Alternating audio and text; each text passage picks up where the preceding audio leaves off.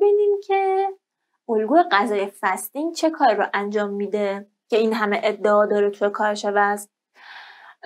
این ادعای اصلی این الگوی غذایی اینه که ترشح هورمون هایی که توی تناسب اندام ما، یعنی توی چربی سوزی، توی سوخت و ساز مؤثر هستن رو کنترل میکنه و اینکه هورموناش رو ترشحش رو کنترل میکنه و باعث میشه که بهبود ببخشه دیگه، این سرعت بده به اینکه حالا بدن ما دچار چربی سوزی بشه رو خیلی سرعت میبخشه و در نهایت باعث کاهش وزن میشه.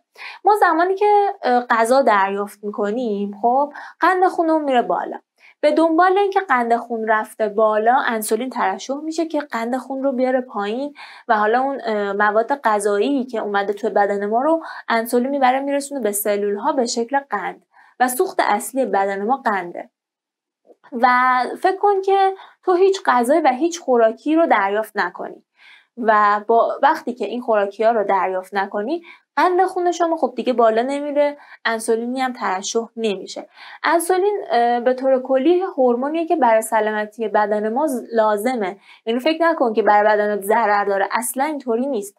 اگر کنترل شده ترشح بشه، اگر حواست به سبک زندگیت باشه باعث سلامتی بدن ما میشه. اما اگر که از کنترل خارج شه و ترشحش زیاد شه و توی بدن ما و توی خون تجمع پیدا بکنه، این باعث میشه که سلول ها دیگه گیرنده هاشون به انسولین حساس نباشه و به این حالت میگیم مقاومت به انسولین و کاهش حساسیت به انسولین. خب که توی روزه‌داری با کم کردن ترشح انسولین این مقاومت به انسولین درمان میشه، مقاومت به انسولین کاهش پیدا میکنه و حساسیت سلول ها بیشتر میشه به انسولین.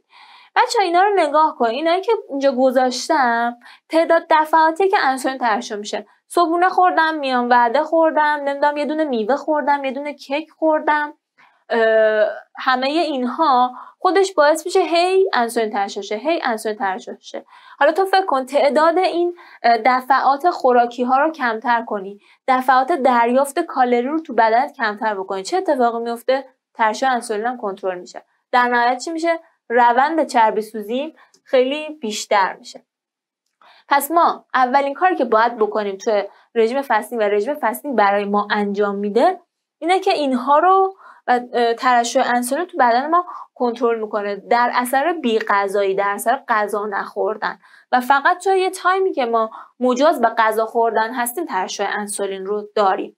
پس برای افرادی که توی پارت قبلی بهتون گفتم مقاومت به انسولین دارن، چربی شکمی دارن، سوخت و سازشون پایینه، چون که کنترل نشده است ترشح این هورمون، فستینگ با این روندی که بهتون گفتم کمک میکنه به ترشح و کنترل این هورمون. پس ما باید چیکار کنیم؟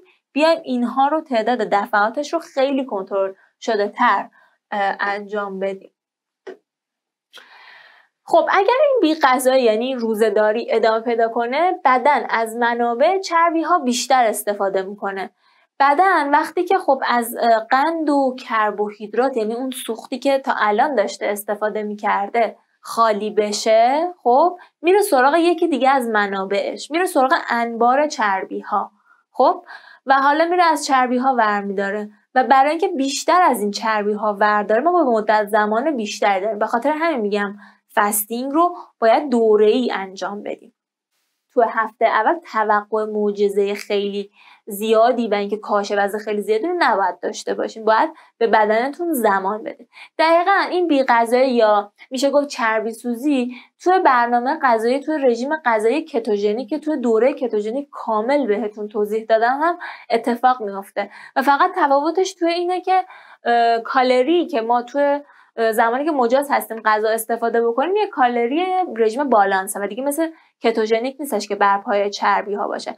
ولی دقیقاً همین اتفاق و اتفاقی که سوخت ما تغییر میکنه، بدن توی روند چربی سوزی قرار میگیرن، توی کتوژنیک اتفاق میفته. و یکی از مهمترین فایده های رژیم فستینگ روی ترشح هورمون رشد. هورمون رشد همون هورمونیه که سوخت و ساز ما رو تنظیم میکنه و خیلی دیگه فایده داره برای بدن ما. مقاومت به انسولین هم که بهتون گفتم کاهش میده و نکته مهم هورمون هایی که روی سیری و گرسنگی یعنی اشتهای ما تاثیر گذاره اونها رو هم کنترل میکنه. در اثر چربی سوزی یک سری اجسام به وجود بهشون میگن اجسام کتونی. اجسام کتونی میان تاثیر میذارن روی ترشح این هورمون ها، ترشحش رو خیلی کنترل شده تر میکنن و باعث میشه ما اشتهامون کاهش پیدا بکنه. پس اگر جزو اون دسته از افرادی باشی که خیلی ولع داری به غذا خوردن، خیلی اشتهای کاذب داری، فستینگ رو بهت پیشنهاد میکنم.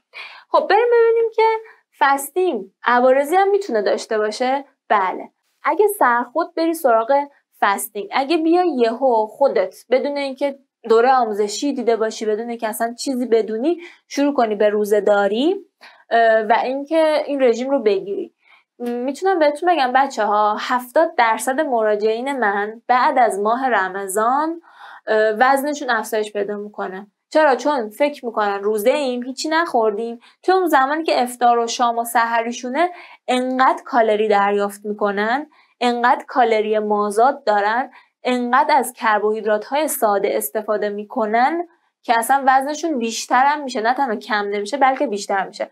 پس سرخود گرفتن این رژیم کاملا کار اشتباهیه، چون باید طبق اون اصولی که من بهت یاد میدم بری جلو. حالا یه سریا میان به خودشون گرسنگی طولانی مدت میدن. ما توی فستینگ، الگوی غذایی فستینگ چندین مدل داریم. یه سریا ساعت توی یه ساعت‌هایی فست هستن، یه سری توی یه روزهایی فست هستن و اگر بیش از حد باشه این گرسنگی طولانی، به شدت باعث ریزش عضله میشه، به شدت کمبودهای تغذیه‌ای به وجود میاره و سوخت و سازشون رو میاره پایین. پس گرسنگی طولانی مدت و فست بودن بیشتر هیچ امتیازی نداره. اگه مایعات کافی استفاده نکنن، یعنی آب کافی در طول روز استفاده نکنن، این خودش میتونه خطرناک باشه توی رژیم فستینگ. توی موقعی که روزه هستین میتونید آب استفاده کنید. و مهمترین بخشش از نظر من اینه که پروتئین ها و چربی های مفید رو کم استفاده بکنی. توی مدت زمانی که میتونی غذا بخوری، خب اگر منابع پروتئینی کم بخوری، اگر چربی های مفید مثل منابع چربی های گیاهی مثل دانه ها، مغز ها کمتر استفاده بکنی، علاوه بر این که حالا دچار یه سری کمبودهای تغذیه‌ای میشی که هیچی، در دورانی که فست هستی، روزه هستی، انقدر احساس گرسنگی میکنی که ولع تو نسبت به غذا بیشتر میشه. پس دوباره برمیگردیم به اینکه تو سرخود نباید بری سراغ فستینگ و حتما باید محاسبات انجام بشه. پس پروتئین کافی توی اون مدت زمان و دریافت چربی های مفید خیلی کمک میکنه به اینکه من احساس گرسنگی نداشته باشم، دچار کمبودهای تغذیه‌ای نشم، سوخت و سازم دوباره نیاد پایین و ولع پیدا نکنم. کربوهیدرات های ساده. بچه‌ها من در مورد کربوهیدرات های ساده توی دوره کتوژنیک خیلی صحبت کردم، اینجا هم باز بهتون میگم.